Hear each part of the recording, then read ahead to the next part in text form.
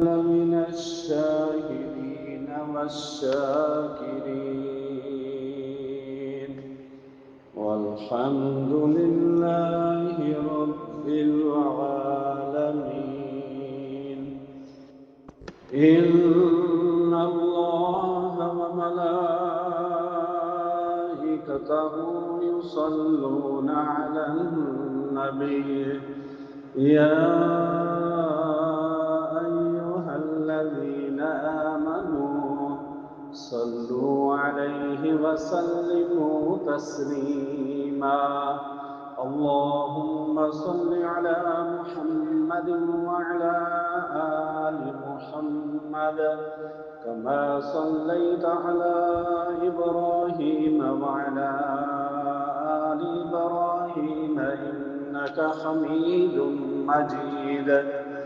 اللهم بارك على محمد وعلى آل محمد كما باركت على إبراهيم وعلى آل إبراهيم إنك حميد مجيد. سبحان ربك رب العزة عما يصفون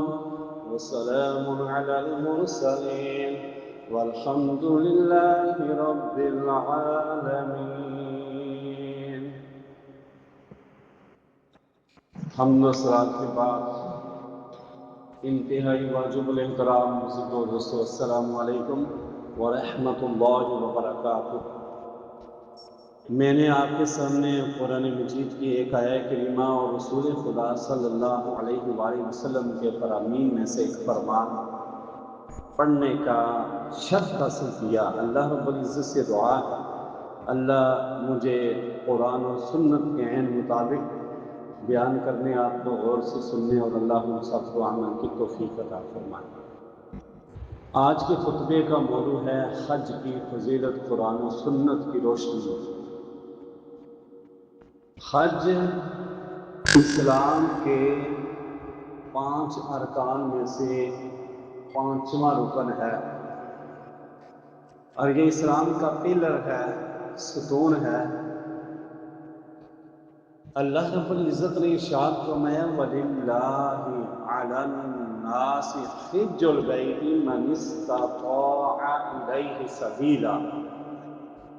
کہ لوگوں پر خدا کا یہ حق ہے کہ جو اس کے گھر تک پہنچنے کی استطاعت رکھتا ہو وہ اس کا حج کرے۔ اور وَمَن كَفَرَ فَإِنَّ اللَّهَ غَنِيٌّ عَنِ الْعَالَمِينَ، اور جو اس حکم کی تعمیل سے انکار کرے گا تو اس کو جاننا چاہیے کہ اللہ سارے جہان والوں سے بے نیاز ہے۔ اور رسول خدا صلی اللہ علیہ وآلہ وسلم نے ارشاد فرمایا کہ حج مبرور اس کا بدلہ جنت ہی ہے، یعنی جو نیکی پر اللہ کے رضا پر مبنی حج ہے اس کے بدلے جنت ہی ہے۔ حضرات محترم، یہ ایک جامع عبادت ہے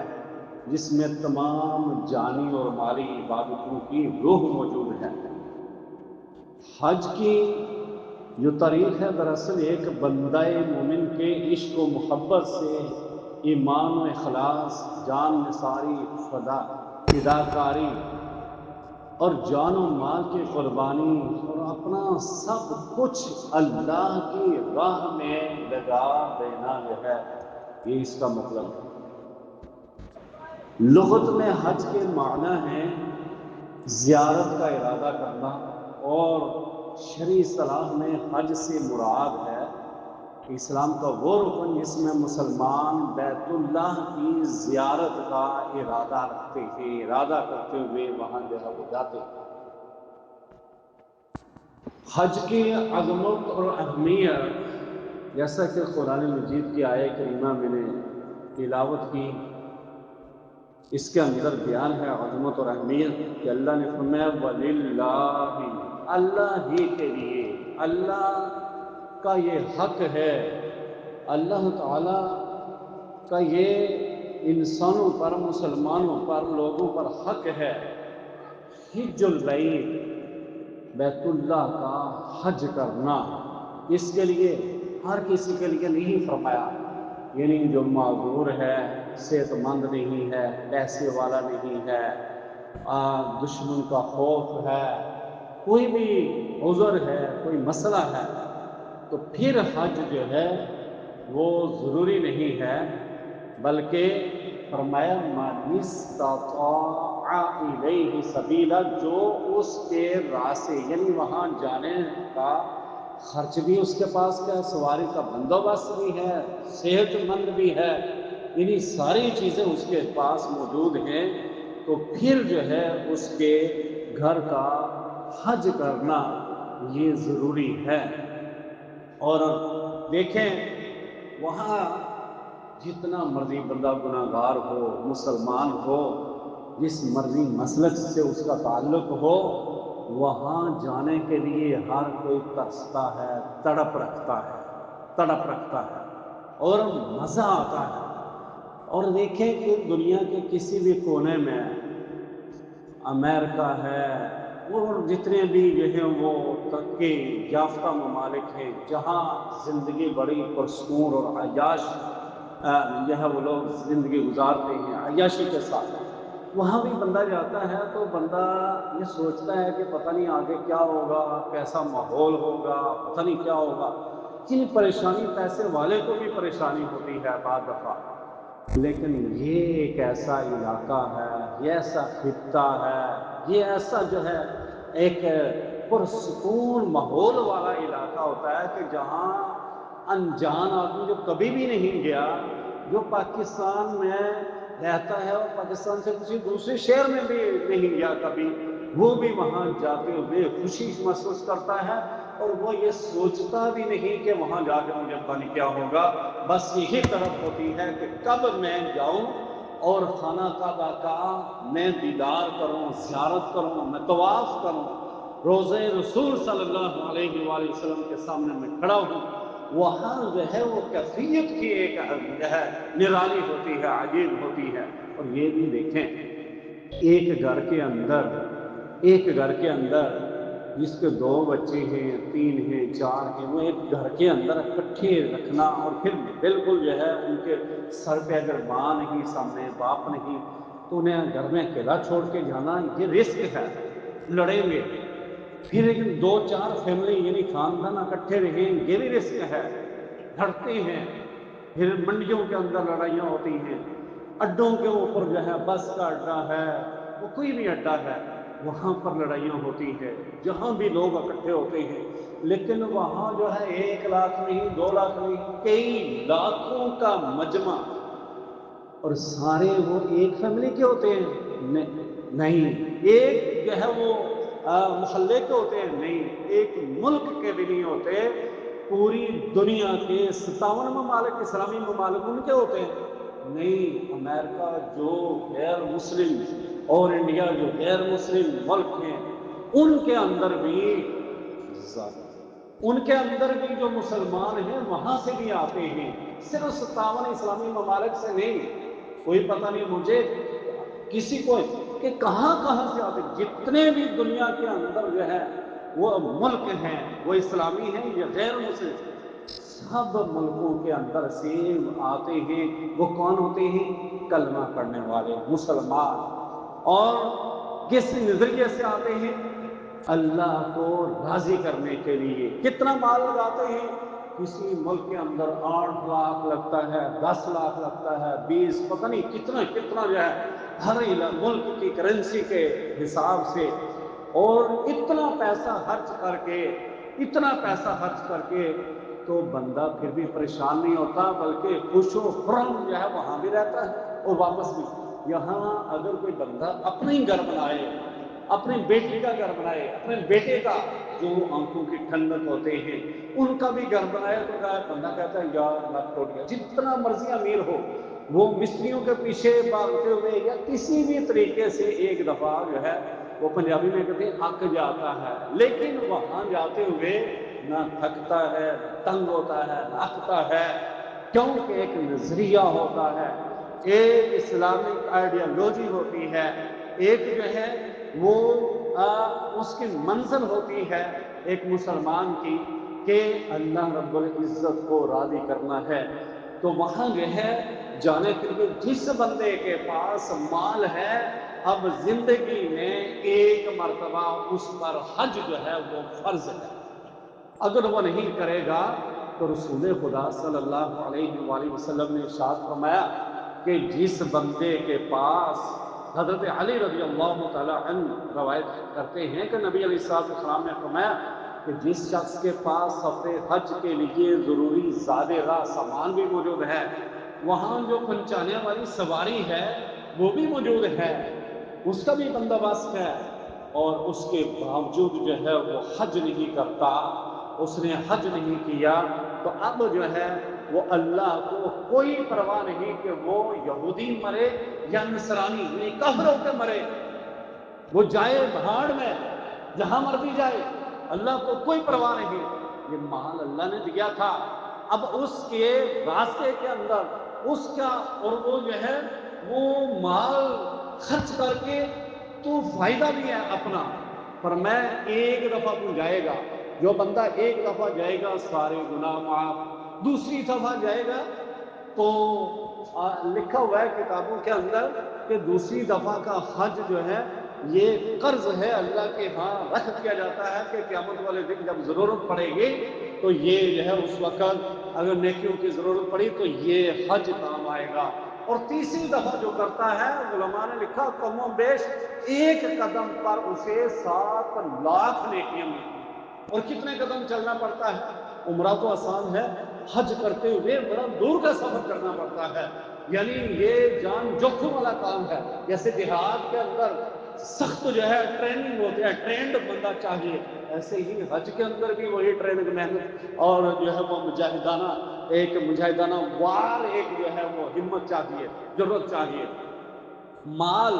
یعنی زکوٰۃ کی طرح یہاں مال بھی بہت لگتا ہے، تو یہ زکوٰۃ کی بھی تشریح جو ہے وہاں اس کے اندر موجود ہے، اور جہاد کا بھی جو ہے وہ اس جیسی محنت بھی موجود ہے، اور پھر نماز جیسی وہاں نمازیں بھی پڑھنی پڑتی ہیں، نماز بھی جو ہے وہ اس کے اندر موجود ہے، اور پھر جو ہے وہ اس کے علاوہ روزے جیسی بھی مشقت برداشت کرنا پڑتی ہے، گویا کہ یہ ساری عبادات کا ایک مجموعہ ہے، ساری عبادات کی جمعیت اس کے اندر موجود ہے۔ اور بندہ جب لوٹ واپس آتا ہے، رسول خدا صلی اللہ علیہ وآلہ وسلم نے ارشاد فرمایا کہ جو بندہ حج کر کے واپس آتا ہے تو گناہوں سے اس طرح پاک ہو جاتا ہے جیسا کہ اسے ماں نے ابھی پیدا کیا ہے، ابھی ماں کے پیٹ سے نکلا ہے، یعنی معصوم گناہوں سے بالکل پاک پاکیزہ۔ اور جو بندہ حج نہیں کرتا تو کیا فرمایا کہ یہود و نصارہ سے جو ہے وہ تشبیہ دی، اور جو مشرک تھے، مشرکوں کی یہ عادت تھی کہ اللہ نے فرمایا اقیموا الصلاۃ ولا تکونوا من المشرکین، کہ نماز ادا کرو، نماز جو ہے ادا کرو، نماز قائم کرو اور مشرکوں کی طرح نہ ہو جاؤ، یعنی مشرکوں کی یہ عادت تھی کہ وہ نماز جو ہے اسے نماز مشرک جو ہے اس میں کمی کوتاہی کرتے تھے، وہ جو ہے اس طرح نہیں کرتے تھے، اور جو یہود و نصارہ تھے یہ حج نہیں کرتے تھے، نماز پڑھ لیا کرتے تھے، یہود و نصارہ یعنی وہ ان کی جو ہے اپنی عبادت کا جو طریقہ ہے، ان کی بھی یہودی جو ہیں وہ بالکل مسلمانوں کی طرح ٹوپی پہن کے ہاتھ باندھ کے کھڑے ہو کے نماز ادا کرتے ہیں، وہ بھی اللہ کو مانتے ہیں، اور یہ جو مشرک ہوتا ہے مشرک بھی اللہ کو مانتا ہے، ساتھ اور کسی کو شریک ٹھہراتا ہے تو مشرک کہلاتا ہے۔ تو بہرحال جو ہے اللہ نے فرمایا کہ جو کوئی ومن کفر فإن اللہ غنی عن العالمین، کہ اللہ نے طاقت دی ہوئی ہے، مال دیا ہوا ہے، جان بھی دی ہوئی ہے، صحت بھی عطا کی ہوئی ہے، اس کے باوجود حج نہیں کرتا، تو فرمایا کہ یہ یہودی مرے یا عیسائی مرے کوئی پرواہ نہیں۔ حضرت عمر فاروق رضی اللہ تعالی عنہ نے فرمایا کہ میرا یہ ارادہ ہے کہ ان شہروں میں کچھ آدمی بھیجوں جو جائزہ لیں، دیکھیں کہ کون کون بندہ حج رکھنے کی طاقت رکھتا ہے اور اس کے باوجود وہ حج نہیں کرتا، اس نے حج نہیں کیا، تو اس پر جزیہ لگا دو۔ جزیہ کا یہ مطلب ہے کہ غیر مسلم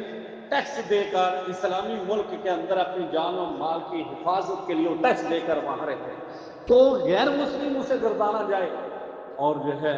رسول خدا صلی اللہ علیہ وآلہ وسلم نے ارشاد فرمایا کہ من حج للہ فلم یرفث ولم یفسق رجع کیوم ولدتہ امہ، کہ جو بندہ نہ گالی گلوچ کرتا ہے وہاں جا کر،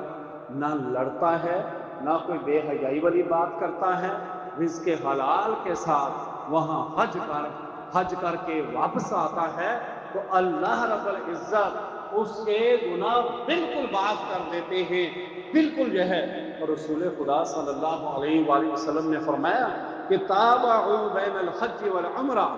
کہ حج اور عمرہ جو ہے اس میں مطابقت اختیار کرو یہ، اور جو ہے فرمایا کہ یہ فقر کو ختم کریں، یعنی بندہ ہوتا ہے نا میں غریب ہوں،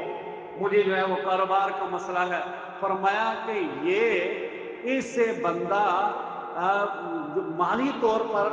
مضبوط ہو جاتا ہے، اس کی معیشت جو ہے وہ مضبوط ہوتی ہے جو بندہ حج کرتا ہے یا عمرہ کرتا ہے۔ اور فرمایا کہ یہ گناہوں کو بھی اس طرح صاف کر دیتا ہے یہ حج اور عمرہ، کہ جس طرح لوہا بھٹی کے اندر وہ ڈال دیا جائے اور اس کے اوپر جو میل کچیل ہے وہ بھٹی جو ہے وہ صاف کر دیتی ہے، ایسے ہی بالکل بندہ جو ہے گناہوں سے صاف ہو جاتا ہے۔ رسول خدا صلی اللہ علیہ وآلہ وسلم نے فرمایا کہ جو یہ حاجی ہیں اور عمرہ کرنے والے ہیں، فرمائے یہ وفد اللہ کے پیارے حبیب صلی اللہ علیہ وآلہ وسلم نے ارشاد فرمایا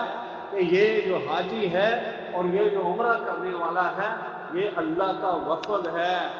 یہ اللہ کا ڈیلیگیشن ہے، یہ اللہ کے مہمان ہیں، اور اللہ سے جو فریاد یہ کرتا ہے، جو مانگتا ہے، اللہ اسے عطا کر دیتے ہیں۔ اور رسول خدا صلی اللہ علیہ وآلہ وسلم نے یہ بھی دعا فرمائی کہ جو بندہ حج کرنے کے لیے جائے، اللہ اسے جو ہے حج کرنے والوں کے اللہ رب العزت مغفرت فرما دے۔ اور فرمایا کہ جو حاجی ہوتے ہیں نا ان کو اللہ اتنی شان، اتنی فضیلت اور اتنا اختیار دیتے ہیں کہ جو حاجی دوسرے لوگوں کے لیے دعا کرتا ہے اللہ تعالیٰ وہ بھی قبول فرماتے ہیں۔ حضرت ابو ہریرہ رضی اللہ تعالیٰ عنہ بیان کرتے ہیں کہ رسول خدا صلی اللہ علیہ وآلہ وسلم نے فرمایا کہ زائرین حرم کے حق میں رسول خدا صلی اللہ علیہ وآلہ وسلم نے دعا فرماتے ہوئے فرمایا کہ الہی یا الہ العالمین، دعا کون کر رہا ہے؟ رسول خدا صلی اللہ علیہ وآلہ وسلم، کہ یا اللہ، یا مولائے کل، حج کرنے والوں کی مغفرت فرما دے، اور جس کے حق میں وہ حج کرنے والے دعا کرے انہیں بھی معاف کر دے، انہیں بھی معاف کر دے۔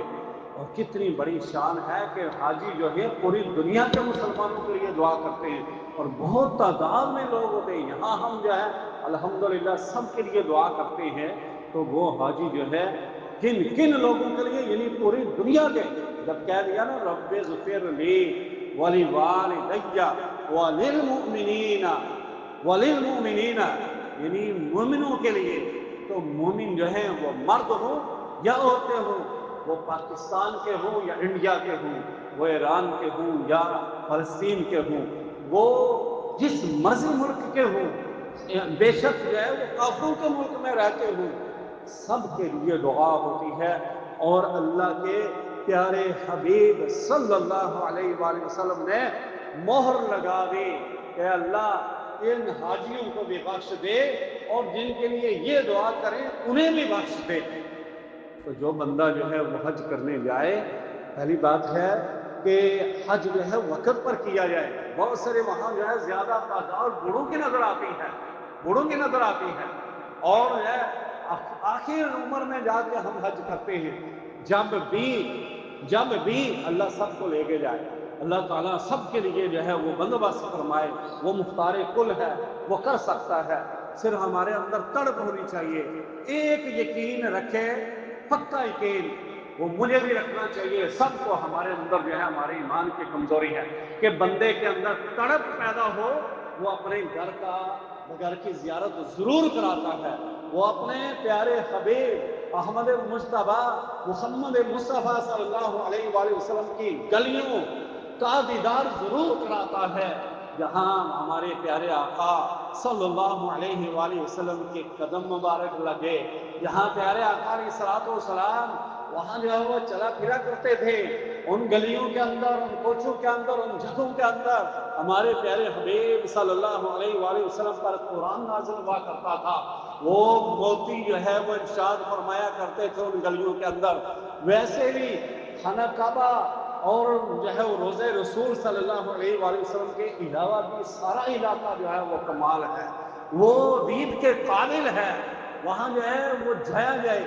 اللہ رب العزت سے دعا ہے کہ جو بھی اس صاحب، پہلی بات ہے کہ اللہ سے دعا کرنی چاہیے کہ یا اللہ ہمیں اپنے گھر کی زیارت نصیب فرما، ایسا بندوبست فرما، اور دوسرا یہ کہ جس کے پاس مال ہے، جو ہی مال آ جائے تو اس وقت فوراً جو ہے وہاں جا کر حج کرنا چاہیے۔ ہم جو ہے وہ ادھر دوسرے ممالک کے اندر نکل جاتے ہیں، یونیورسٹیز کے ٹور، آج جو اچھے اچھے بڑے سکول ہیں جن کے اندر فیسز بہت زیادہ ہیں، ان کے ٹور دوسرے ممالک جاتے ہیں، کاش کے مسلمانوں کے جو سکول ہیں وہ ٹور جو ہے وہاں عمرے کا بھی ٹور جائے، اور ہمارے بچوں کو اس حج اور عمرے کی فضیلت بتائی جائے، یعنی حج اور عمرہ کرنے والا اس کے روزی میں، رزق میں، کاروبار میں اضافہ ہوتا ہے، اللہ رب العزت اس کے گناہوں کو معاف کرتے ہیں، وہ بہادر ہوتا ہے، وہ طاقتور ہوتا ہے، وہ جرت والا ہوتا ہے، وہ بہت ساری دنیا کو دیکھنے کا اسے موقع اللہ رب العزت فراہم کرتے ہیں، اور ان گلیوں اور ان کوچوں کا دیدار کر کے آتا ہے جہاں کئی جو ہے انبیاء علیہ الصلوۃ والسلام وہاں جو ہے وہ رہے، اور پھر صحابہ اکرام کم و بیش 1,24,000 جو صحابہ تھے، وہ بھی ان علاقوں کو جو بندہ دیکھ کے آتا ہے ویسے ہی متبرک ہو جاتا ہے، ویسے ہی برکت والا ہو جاتا ہے، اور اس کی برکت جو ہے پھر ساری زندگی نظر بھی آنی چاہیے، یہ نہیں کہ حج اور عمرہ بھی کرے بندہ اور اس کے بعد اسی طرح جس طرح تھا اسی طرح، ایسا نہیں، بلکہ چینجنگ آنی چاہیے، جو ہے وہ اس سے پہلے جیسے ہو اس سے زیادہ زندگی جو ہے وہ اسلام کی طرف راغب ہونی چاہیے۔ اللہ رب العزت سے دعا ہے کہ اللہ تعالی ہمیں اپنے گھر کا یعنی عمرہ بھی ہمیں کروائے اور حج کی بھی ہمیں توفیق عطا فرمائے، اور جو طاقت نہیں رکھتے ان حاجیوں کو جو ثواب ملتا ہے وہ بھی انشاءاللہ اگلے جمعے کو ایسی چیزیں بھی ہم جو ہے وہ بیان کریں گے کہ جو بندہ حج کر ہی نہیں سکتا اسے بھی اتنا ثواب، تو اللہ رب العزت جو ہے وہ ہم سب کو اتنا ہی ثواب عطا فرمائے۔ آخر دعوانا الحمدللہ رب العالمین۔